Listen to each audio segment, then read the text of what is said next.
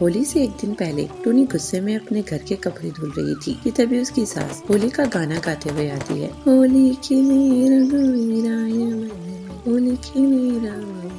अपनी सास का गाना सुनते हुए टूनी कहती है, अरे माँ जी, अपना ये बेसुरा गाना बंद कीजिए। क्यों अपनी फटी आवाज में इस गाने की बात लगा रही हो? फटीचर आवाज, और वो भी मेरी? अरे सबसे फटीचर आवाज तो तेरी है, पर तू चौल वाली खुद को कभी कहेगी नहीं ना। देखिए माँ जी, बस बहुत हो गया। आपने मुझे फिर से चौल से होने का ताना दिया। देखो माँ जी, बांतों की मच तो करो मत सुबह सुबह, नहीं तो राड़ा हो जाएगा। तू पहले कपड़े तो धुल, उसके बाद राड़ा कर लियो। तभी उनकी पड़ोसन चंपा भी वहाँ आती है और चुनमुन और चंपा दोनों मिलकर टूनी की बुराई करने लगते हैं। टूनी की पिछले साल सोनू से शादी हुई थी। टूनी चौल से है, इसलिए उसकी सास, रिश्तेदार और पड़ोसी भी टूनी को चौल से होने का ताना देते थे, जिसका गुस्सा टोनी के अंदर भरा हुआ था। और उसने इस बार तय किया कि वो अपना सारा गुस्सा इस बार होली पर सभी पर उतारेगी। इस बार मैं इन सभी को दिखा दूंगी ये असली चौल वाले होते कैसे हैं, तब जाकर इन्हें पता चलेगा। ये सिर्फ मेरा चौल से होने का मुझे नाम लगाकर कहते रहते हैं ना, लेकिन इस बार इन्हें पता चल जाएगा। तो अगले दिन होली थी, लेकिन टोनी ने आज अपना बदला लेने के लिए पूरी तैयारी कर ली थी। उसने एक बाल्टी में नाली का गंदा पानी भर लिया था और जैसे जैसे लोग उनसे मिलने आते रहे, टोनी उन सभी पर नाली का वो गंदा पानी डालती रही। ये करके टोनी को बहुत खुशी हो रही थी। आ जाए ना ये सब पहाड़ के नीचे, बहुत दिनों से परेशान कर लिया इन्होंने, लेकिन अब मैं इन सब का बदला लूंगी, छोड़ूंगी नहीं इन्हें। टोनी उन सभी पर भर भर कर नाली का पानी फेंक रही थी। तभी उनकी पड़ोसन कोकिला आती है और टोनी उस पर भी नाली का पानी वो गेर देती है। कोकिला को पानी के अंदर से बदबू आती है, इसलिए वो कहती है, अरे टोनी बहू, इस पानी में से इतनी बदबू क्यों आ रही है? अरे आंटी जी, आज आपके लिए सेंट वाला पानी तैयार करवाया है और आप कह रही है कि आपको बदबू आ रही है। अरे आंटी, कोई बदबू नहीं है, ये तो बस आपके अंदर से आ रही होगी। आप नहाई है या नहीं आज? हाँ, हो सकता है, वैसे भी आज नहाई नहीं हूँ ना मैं, पर ये बदबू कुछ ज्यादा गंदी नहीं है।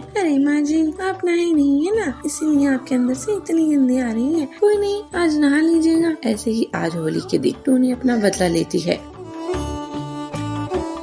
कलका नगर के गांव के जंगल में पीलू देवी काली की भक्ति करती थी। वो हर दिन काली देवी को भोग और फूल अर्पित करती थी और आरती और अगरबत्ती से पूजा करती थी। पीलू नाव चलाकर घर का खर्चा निकालती थी। पीलू के बूढ़े माँ बाप उसके साथ रहते थे। हे काली माँ, आप ही मेरी बेटी का ख्याल रखना, इसे अच्छा पति मिले, ये खुश रहे। इसकी तो नाव भी अब पुरानी हो गई है, मुझे बहुत चिंता रहती है इसकी। अगले दिन पीलू नदी में जाती है और तभी उसको जाबाज मिलता है। वो वहाँ का गुंडा था। पीलू, अब से तू यहाँ नाव नहीं चलाएगी, ये मेरा इलाका है। नदी किसी का इलाका नहीं होता जाबाज जी, मेरे घर में बूढ़े माँ बाप है, मुझे उनके लिए कमाना है। तू मुझसे अकड़ दिखाएगी तो तेरी खैर नहीं, कल से दिखना नहीं मुझे। पीलू ये बात जाकर काली देवी के सामने कह देती है और वो दूसरे दिन भी अपने नाव लेकर काम पर जाती है। और पीलू पूरे दिन नाव से काम करके शाम में पैसे लेकर घर जाती है। दूर से जाबाज उसको देख लेता है। ये पिद्दी चिड़िया पीलू, इसकी बहुत हिम्मत है मेरे सामने अकड़ दिखाने की।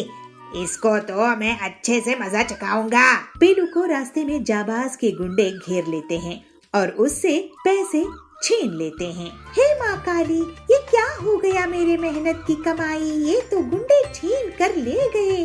मेरे बूढ़े माँ बाप के लिए खाना और दवाई कहाँ से लाऊंगी? पीलू रोते रोते देवी के सामने सारी बात रखती है। अगले दिन पीलू फिर से काम में जाती है। जब वो लौट रही थी तब जाबाज उसको फिर से घेर लेता है। तुझे तेरी माँ पिताजी के साथ जंगल से बाहर भेज दूंगा पीलू, अब पूरे पैसे निकाल।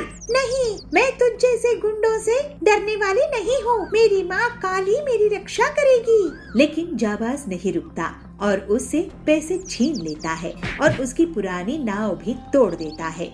पीलू रोने लगती है और रोते रोते काली के मंदिर जाती है। माँ काली, मुझसे जो भी भूल हुई है उसके लिए मैं माफी मांगती हूँ, लेकिन इसकी सजा मेरे माता पिता को नहीं दीजिए।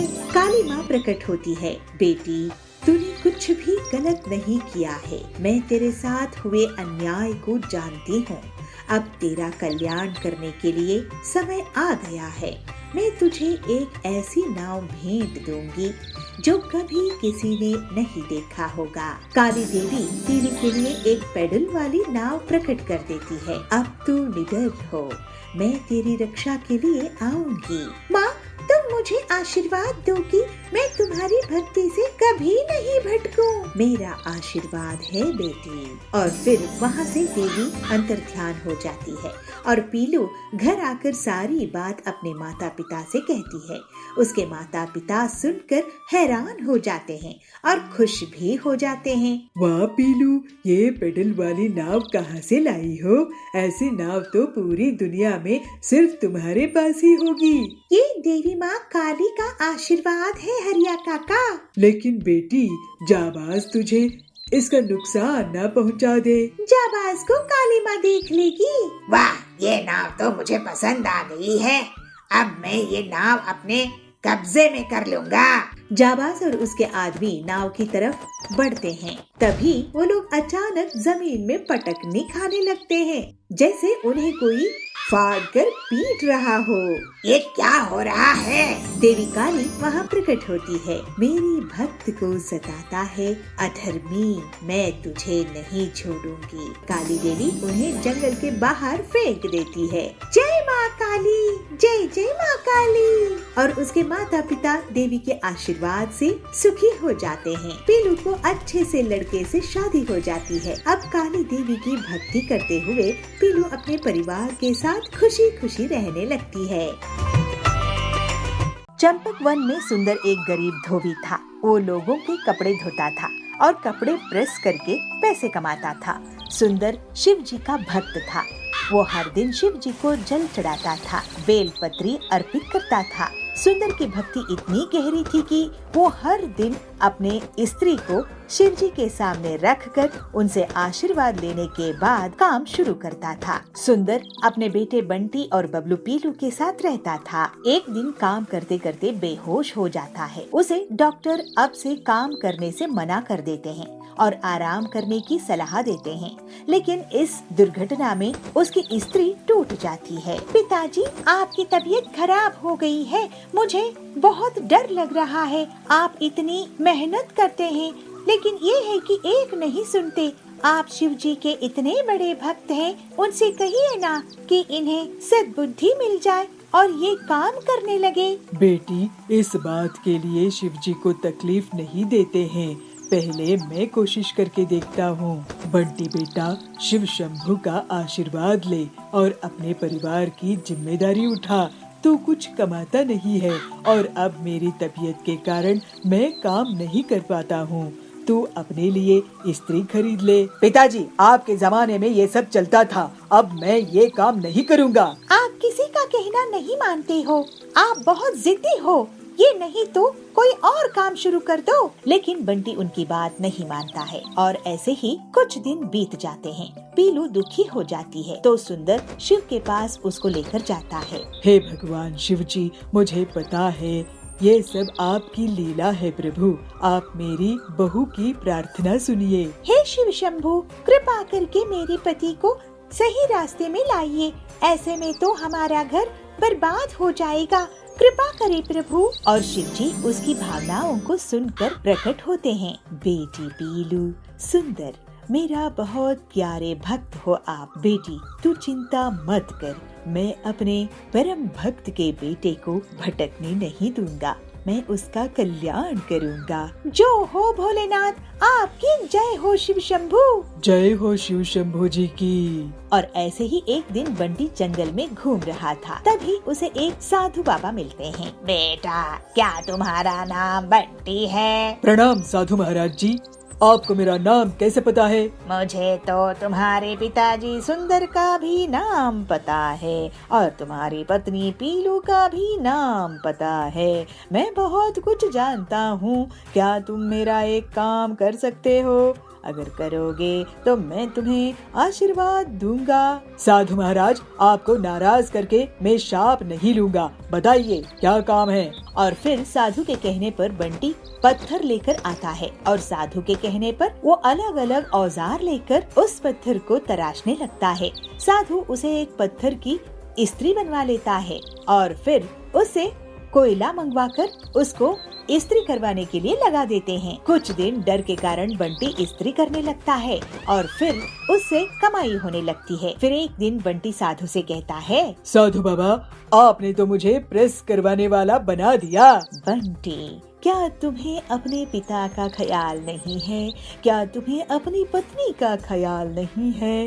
तुम डर के कारण मेहनत किए क्या तुम रोज काम नहीं कर सकते हो?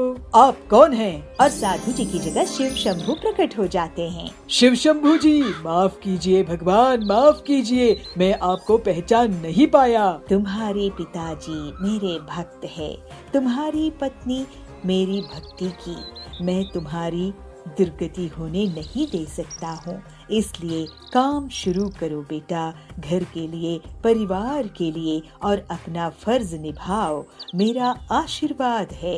हे शिव जी, मैं अपने पिताजी को तकलीफ दिया, अपनी पत्नी को तकलीफ दिया। अब आपके आशीर्वाद से मैं मेहनत करूँगा, काम करूँगा और घर का ख्याल रखूँगा। इसके बाद बंटी अपना पत्थर के प्रेस से कपड़े प्रेस करने का काम शुरू कर देता है। अपने पिताजी का अच्छे से ख्याल रखता है। अब से वो पीलू और सुंदर के साथ शिव जी के मंदिर जाकर हर दिन अभिषेक करता था। पीलू बहुत खुश हो जाती है और शिव जी को धन्यवाद देती है।